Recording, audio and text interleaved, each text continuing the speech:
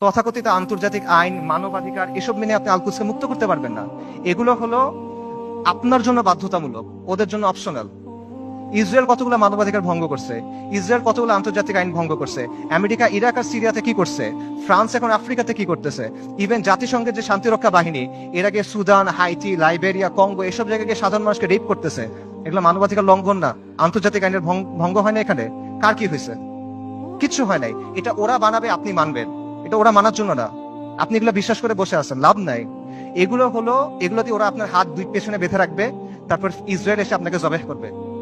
এরা আমাদেরকে নারী অধিকারের কথা বলবে, শিশু অধিকারের কথা বলবে, মানবাধিকারের কথা বলবে, পর্দার সমালোচনা করবে, নিকাবের সমালোচনা করবে, শরিয়ার সমালোচনা করবে। তারপর আমাদের বইয়ের মধ্যে এলজিবিটি ঢুকাবে। কিন্তু যখন লিটারেলি হাজার হাজার নারী, শিশু, বৃদ্ধ মারা যাচ্ছে, জেনোসাইড হচ্ছে, এথনিক ক্লেন্সিং হচ্ছে, তখন এরা এসে কি বলবে? Israel has the right to defend itself, we must condemn Hamas.